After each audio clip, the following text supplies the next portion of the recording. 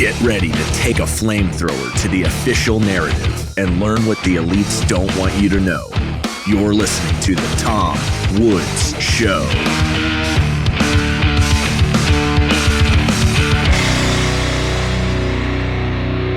Hey everybody, Tom Woods here, episode 2546 of The Tom Woods Show, and I'm delighted to welcome Dr. Marty Makary, who is a New York Times bestselling author. We hope for yet another time, we'll get to that in just a minute, and a healthcare expert at Johns Hopkins, where he's also a surgeon. He's a public health researcher. I first heard his name during COVID. He was a voice of reason. He was somebody trustworthy. He had an even temperament. All those things were in very short supply. And for that reason, I'm very happy to welcome him today, where we're going to talk about his just released brand new book, Blind Spots: When Medicine Gets It Wrong and What It Means for Our Health. Dr. Makary, welcome to the show. Thanks for having me, Tom. Great to see you. All right, I want to start off. Can you actually explain what the microbiome is? Because I heard an interview you did, and you use that term a lot, and I thought, I know I have some medical people and some educated people who listen to me, but I also have people like me who don't know or remember those things. And I feel like if you can explain that, then I have some questions I want to throw at you. Okay, great. Well, the microbiome is really a central organ in health that we don't talk about that's lived in one of the blind spots of modern medicine. It is the lining of the gastrointestinal tract. The entire gastrointestinal tract has millions of different bacteria, healthy and good bacteria, that live in a balance, and they are involved in digestion. Some of them produce vitamins. They train the immune system. They produce serotonin that's involved in mood and brain health. And some of them are involved in estrogen regulation and even make GLP-1, the active ingredient in Ozempic. So we have to recognize this central organ in gut health. And when we mess it up, that's why we're seeing all these chronic diseases go up. So that is exactly why I wanted to ask you about it, because obviously RFK Jr. has brought the subject of chronic disease into the conversation just by sheer repetition and because of his high profile. And when he gave his speech talking about where he was falling politically, he went through some numbers that to my lay ear sound pretty alarming. He was saying things like, in his day, the typical pediatrician would go his entire career maybe seeing one case of childhood diabetes, whereas today, 1 out of 3 he sees is pre-diabetic or diabetic. And then he went down the list talking about all these different problems and how much more severe they are today.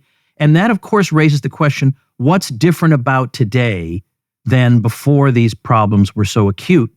And I think this is somewhat speculative, but what exactly is going on? What could be the explanation?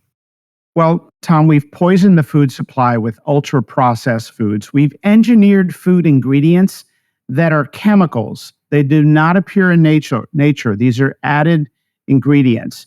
And we have coated our fruits and vegetables with pesticides. Billions of gallons get poured on our food supply every year. And if the pesticides kill pests, what do you think they're doing to that delicate balance of millions of different bacteria that normally live in the gut that is so central to health? So we have created a food supply that doesn't even represent real whole foods anymore. These are chemicals. We've got seed oils that sound natural, but they're not. They're derivatives of seed oils. Government subsidizes these, and the derivatives are denatured chemicals that have been changed with chemical solvents. When we introduce all of these foreign molecules into a child's GI tract, the body reacts.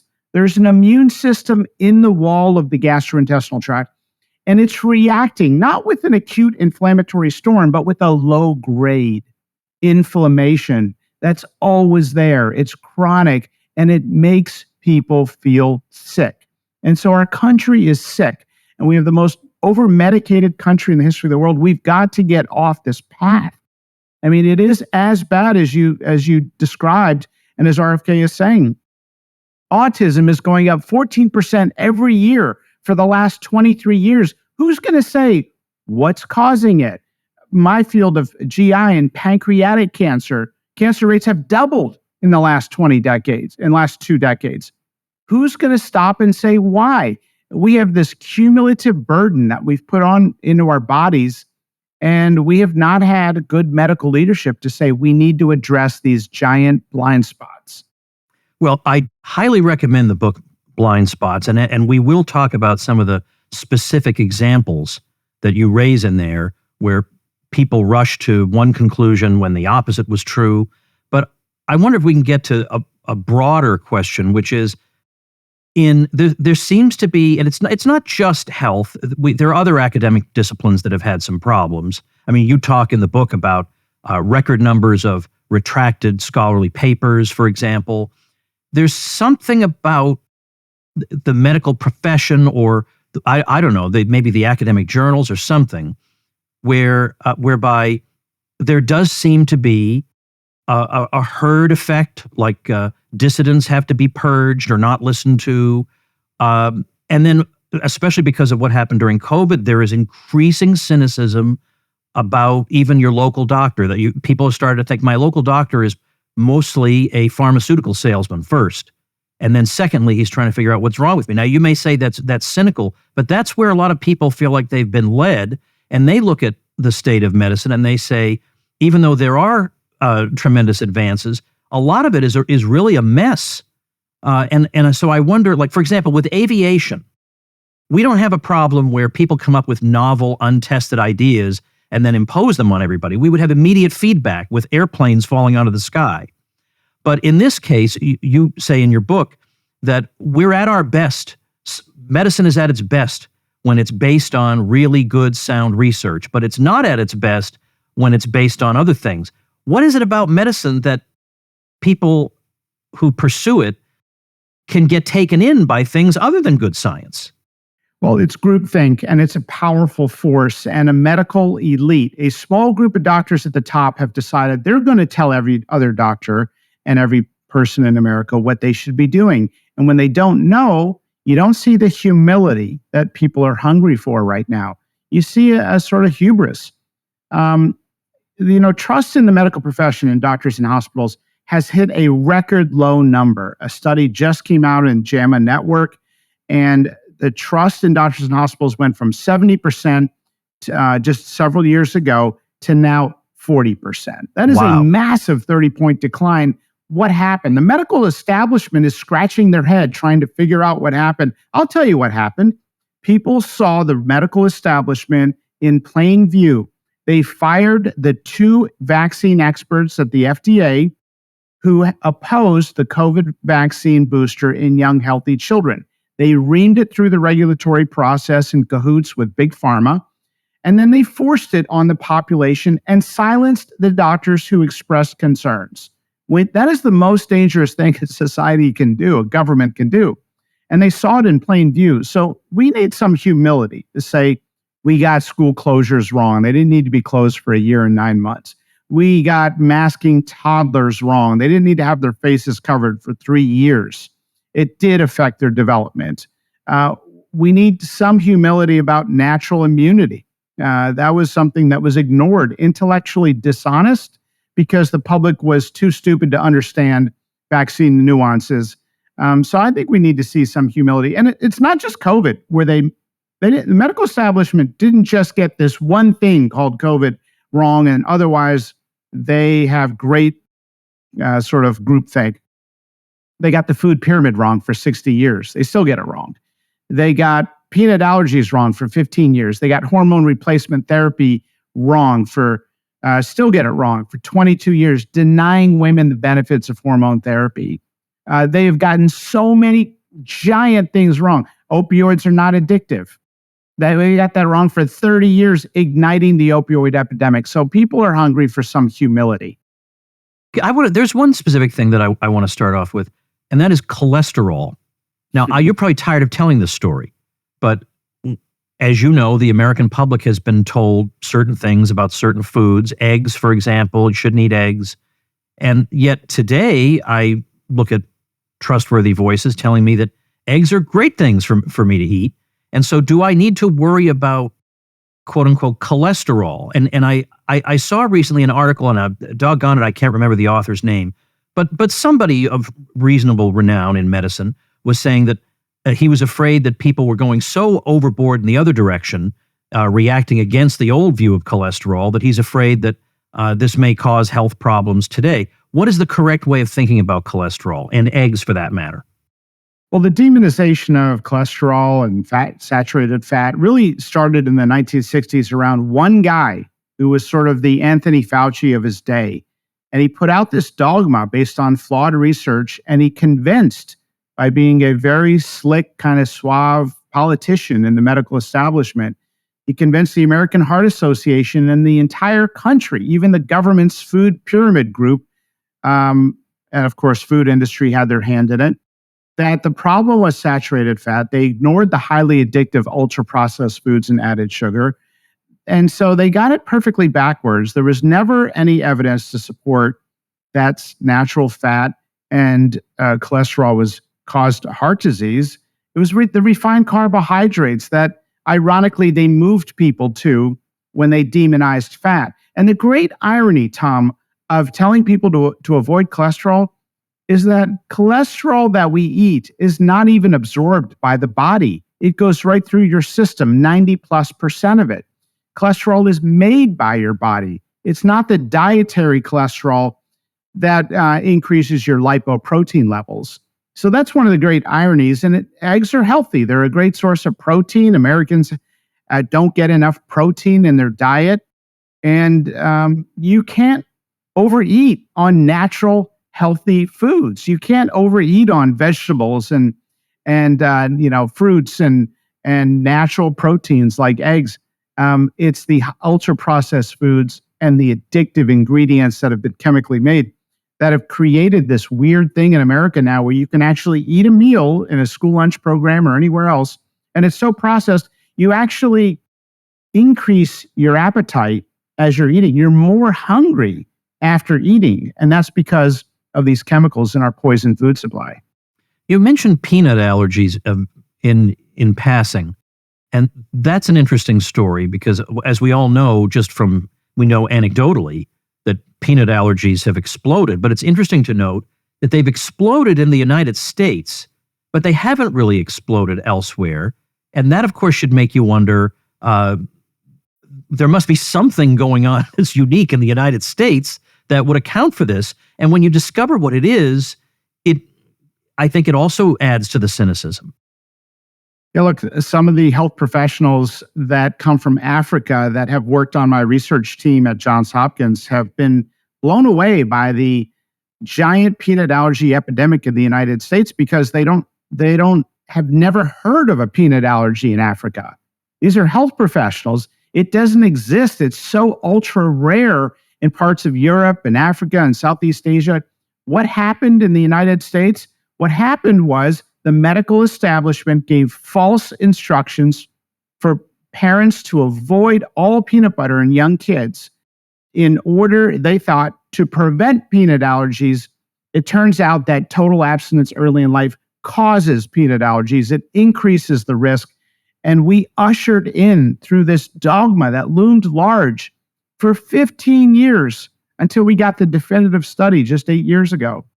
This dogma ignited the modern day peanut allergy epidemic. And to this day, America has the worst peanut allergy problem in the world. And by the way, when you have all these children with peanut allergies, they can have trouble breathing around peanuts. So they avoid peanuts. And that means other kids don't get access to early exposure to peanut products. And it becomes this self-licking ice cream cone.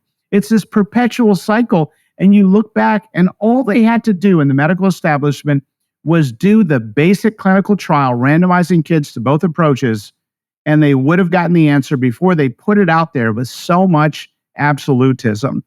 Eventually, it got done. It was published 8 years ago, the proper study. It was embarrassingly simple to do.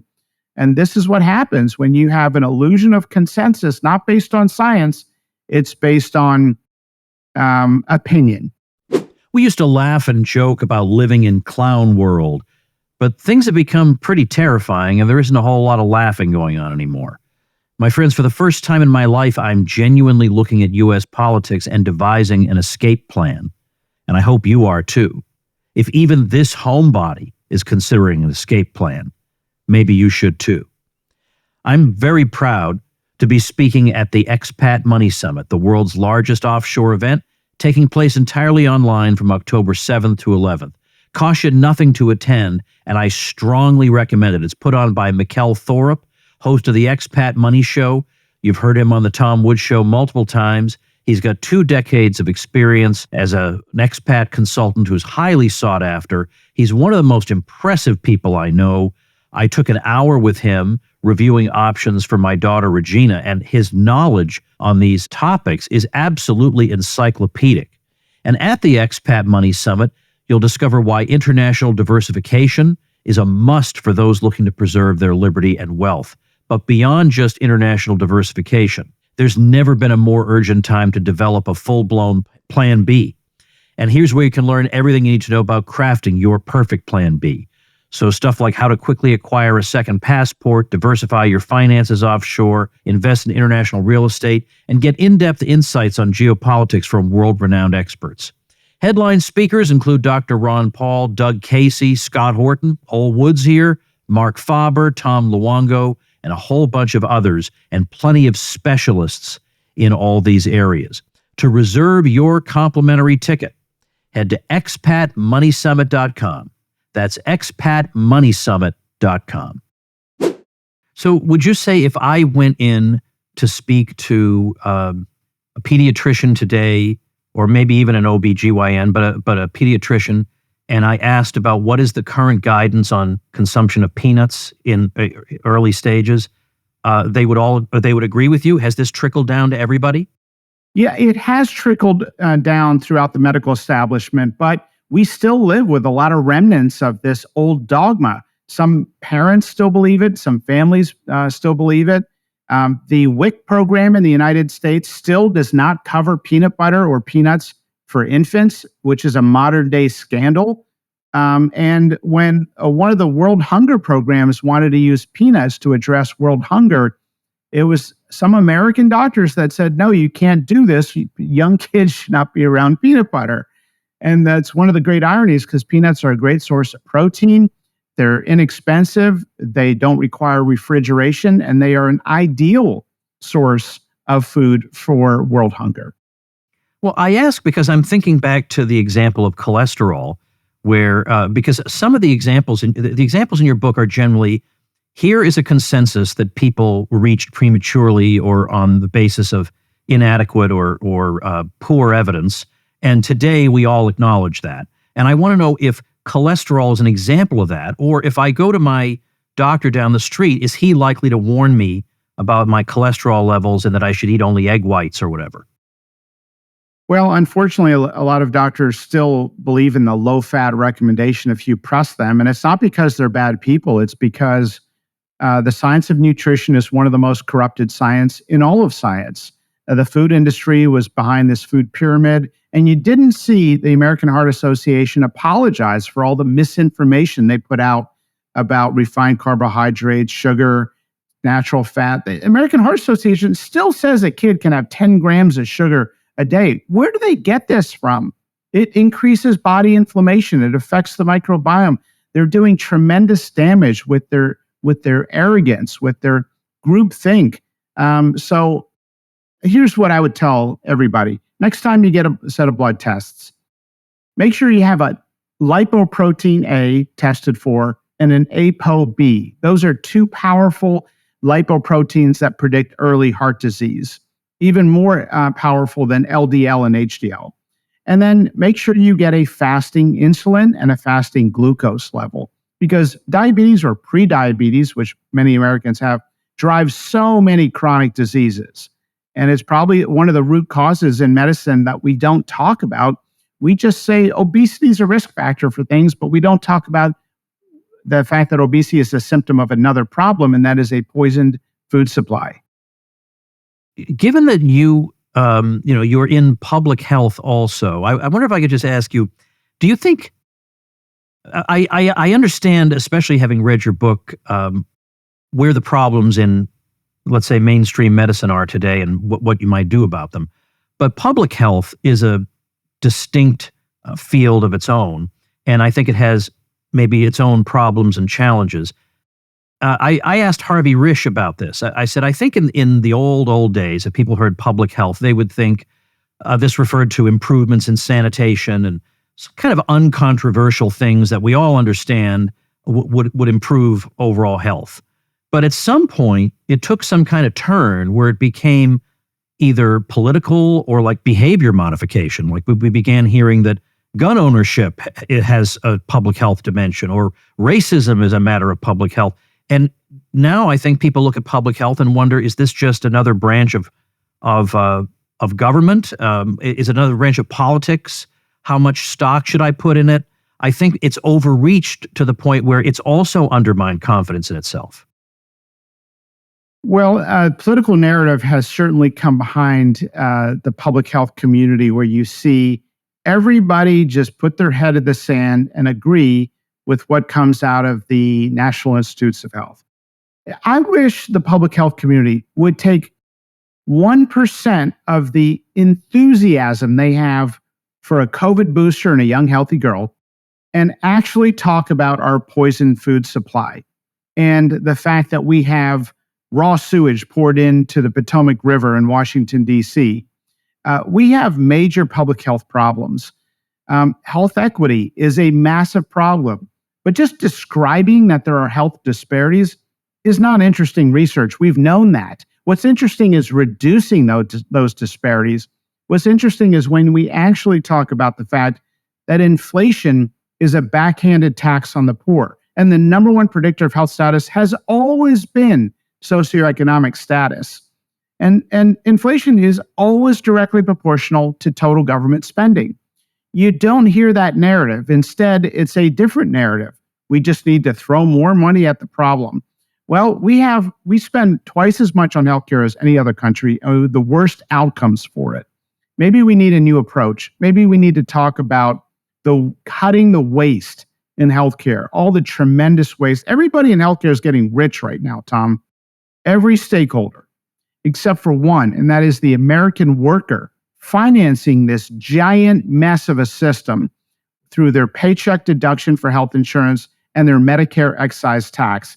And it's getting so bad right now that businesses can't compete with businesses overseas, and it's burdening every family. So we have to have a civil discourse in science. We can't have an edict from on high tell everybody what they need to be studying. And right now, we've got giant blind spots in medicine that we need to talk about. Maybe we need to talk about school lunch programs instead of putting every kid on Ozempic. Maybe we need to talk about environmental exposures that cause cancer, not just the chemo to treat it. Maybe we can treat more back pain with ice and physical therapy instead of just surgery and opioids. We have got to change our approach. We're going backwards. Fertility rates are going down. Age of puberty is going down every year. No one is asking why. 1 in 5 women will have an autoimmune disease. Autism's going up. Cancer's going up. So if you had to give a grade to the American healthcare system over the last 50 years, that grade is failure, because we have a sicker population where the only path we talk about is more and more medications for a population that is already the most over-medicated population in human history.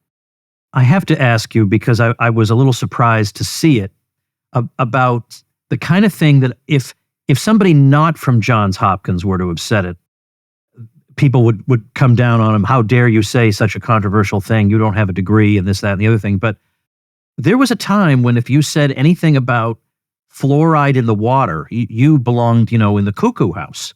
And you are saying, well, maybe it is something after all we need to look at. Now, how dare you say such a thing? Yeah, look, in the book, I go through all of the giant mistakes in modern medicine that people need to know the truth about, from peanut allergy prevention to cancer prevention to how to take care of your gut health and microbiome, the importance and benefits of hormone replacement at the time of menopause for women, something that has been unfairly demonized as a cancer-causing therapy when that was never true, and I go through that in detail.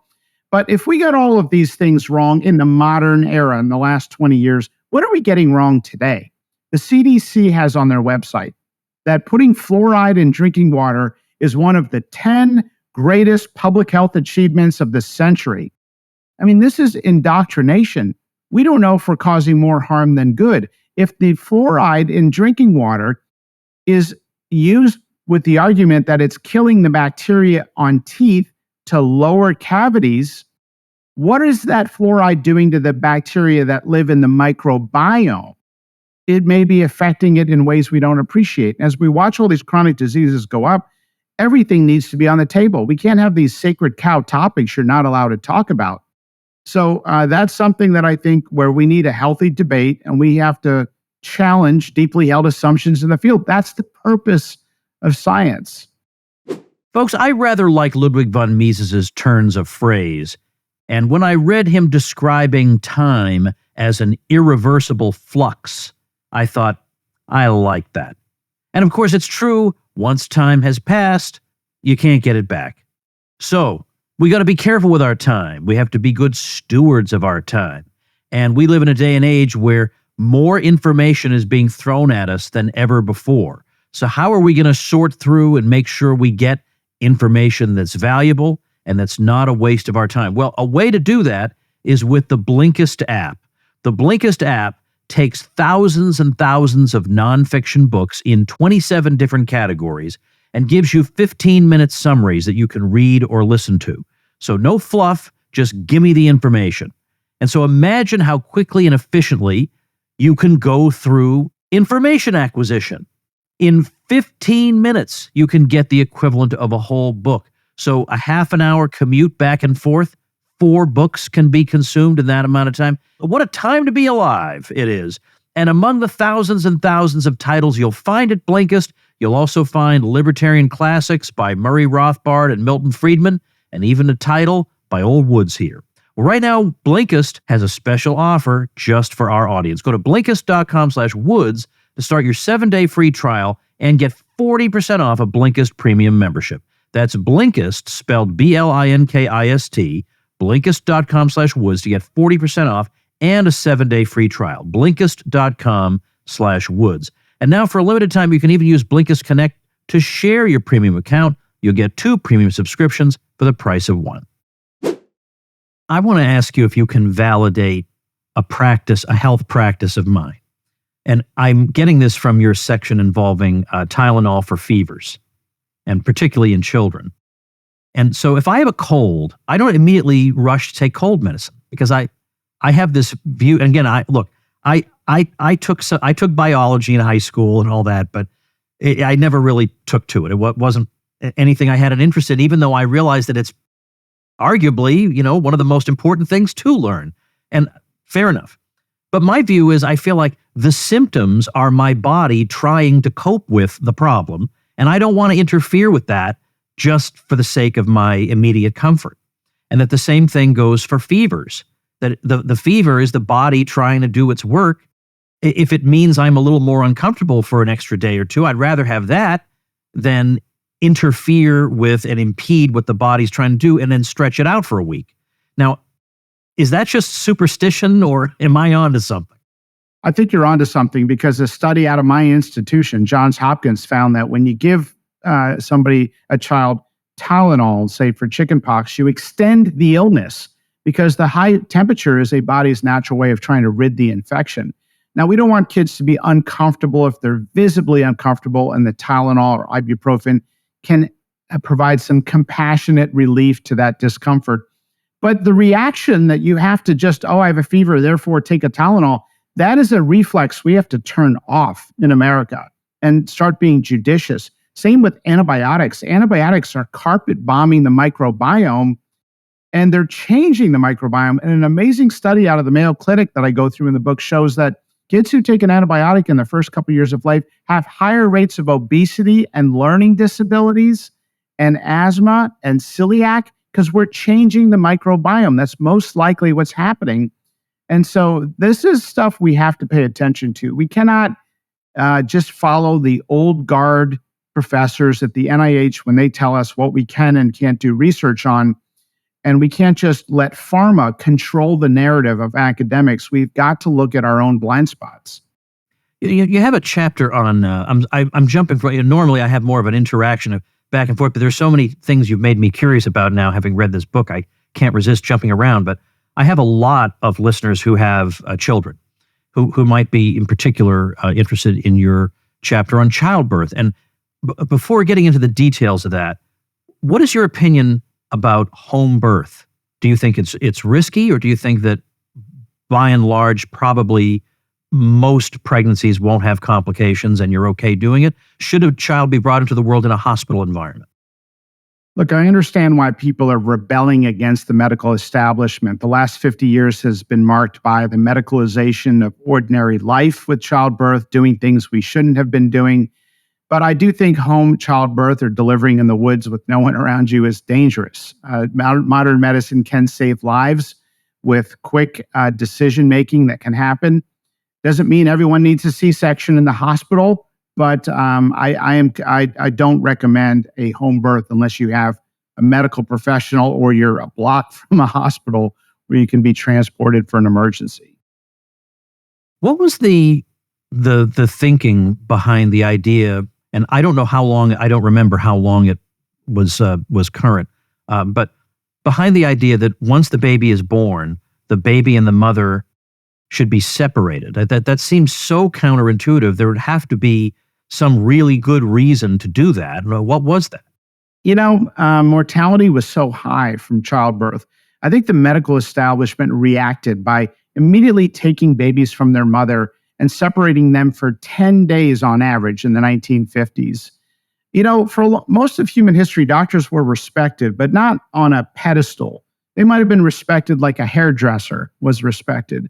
But then after World War II, doctors controlled a magical pill called an antibiotic for the first time in mass production. And we wore white coats, and we had technology in the hospital, iron lung machines and incubators, and doctors acquired this unquestioned authority. And they had good intentions, but the pendulum swings, and it swung in the direction of being over-medicalizing ordinary life. And so we'd still deal with the remnants of that paternalism. The medical community blocked home pregnancy tests. They didn't want women to have that information, as if they couldn't handle it on their own. They wouldn't allow people to get their own HIV test results without coming into the hospital. And even during COVID, you saw a strong arm of medical paternalism come out in full force. So that's definitely an area where things have changed, right? Because I think there is a recognition of the skin-to-skin contact value and all that. Yeah.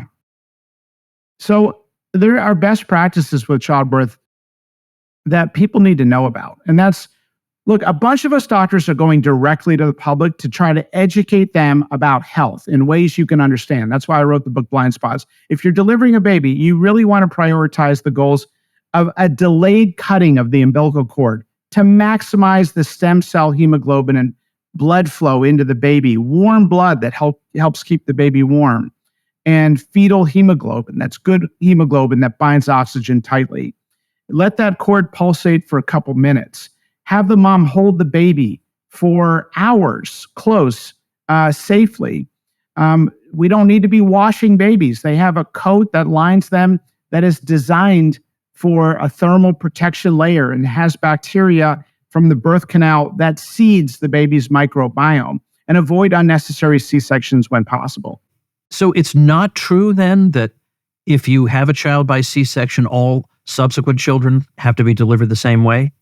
That's a medical dogma. It's not true. And some very good OB doctors I know have a VBAC rate of about 80%. They can deliver 80% of women with a vaginal delivery after they had a prior C-section. So I've read this book. I've gone through. Of course, I want people to read the book. I don't want them to feel like they got the whole thing through the conversation. So I picked particular thing. I'm trying to help you out here. I picked particular things that were of interest to me. But the really big question is, how do we prevent these blind spots in the future? And you were warning about groupthink. The trouble seems to be, in part, not entirely, but driven in part by funding. And that if I'm doing research that is wildly divergent from the consensus, I'm very likely to get that funded. Or that takes on a medical sacred cow, it might be hard for me to get published. or be taken seriously. And that seems like a problem that's easy, or the overcoming of which seems easier said than done. Yeah, Tom, we need big ideas in healthcare, giant ideas, cross-disciplinary ideas, fresh new ideas. We need big thinkers. But instead, we have an old guard establishment at the NIH telling doctors what they can study, and there are small incremental steps in these old, tired areas of medicine. They do some good research that comes out of the NIH, but look at what they were funding. Look at what we just learned. They were funding research on bad coronaviruses in China. They fund research on Japanese quail taking cocaine, watching their sexual activity. That's a real grant that the NIH or that the government funded. So we need fresh new ideas. And that means we need people who can have funding to think big and challenge deeply held assumptions. When you look, I think one of the difficulties here is we think about young people going into medicine and what they just observed. And I know you very, at one point in your book, you very explicitly say, this book doesn't talk about COVID. It's very divisive. There are already many books about COVID, and fair enough. But that, nevertheless, was a very bad example to up-and-coming medical students, because it basically said to them, if you have concerns about some novel approach, and the public health behind COVID was a very novel approach, you better keep your mouth shut if you want to have a career in this town. And that's a very dangerous thing for them to learn. So as you're saying, we need people who are going to be bold, who are going to break with these orthodoxies. But we've just observed what happens to people who do that. Yeah, the first day of medical school, you're basically told, pick an organ. And then if you pick a subspecialty within a specialty, we're going to worship you even more and you can make even more money. What about taking care of the whole person? What about recognizing that so many of our chronic diseases today that are surging are due to the same basic root causes of a poisoned food supply and environmental exposures? The culture of medicine is a culture of obedience, but we need people to challenge these deeply held assumptions. There is a generation of doctors now that are saying, I'm not going to do this. I'm not going to play this game. I think we've done a terrible thing to doctors. We've told them to focus on billing and coding in short visits. You can't get into any of the root causes. And then we evaluate doctors as a healthcare system by their throughput. And then we wonder why nobody is putting their head up and looking around and realizing what's going on here. We're hyper subspecialized. We're not looking at the people holistically, and we're not addressing the root causes. I am optimistic. I think we're starting to see some real changes. I think we're educating the public directly on many of these big health topics. So I am optimistic.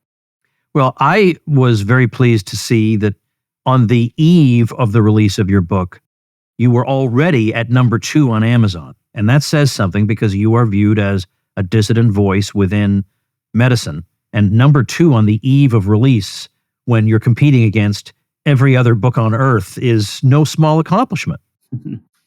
Well, thanks, Tom. I think I loved writing this book, and I hope people enjoy reading it as much as I enjoyed researching it.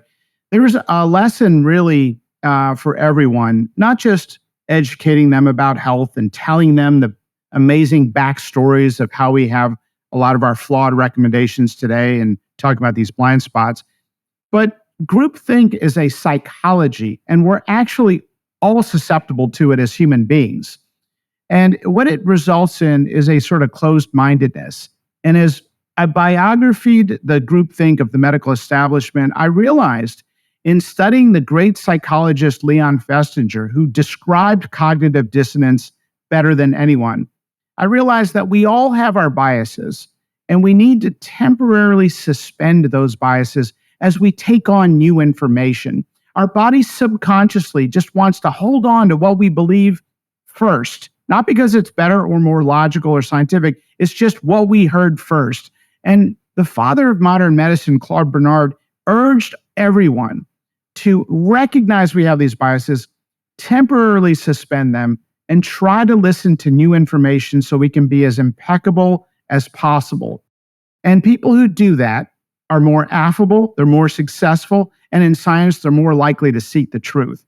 So There's probably lessons there for how we think about politics and business and medical science as well. We all need to be open-minded, recognizing these biases that our brain naturally brings into any new information.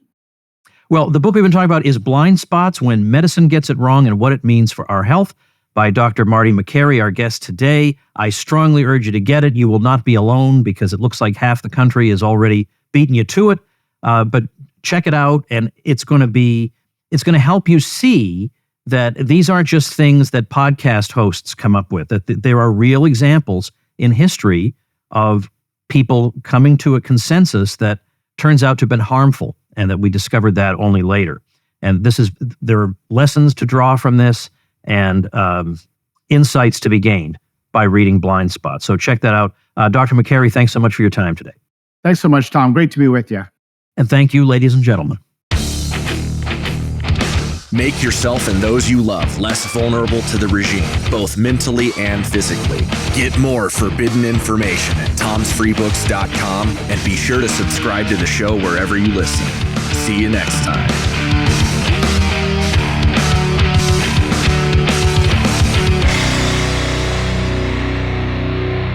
Like the sound of The Tom Woods Show? My audio production is provided by Podsworth Media.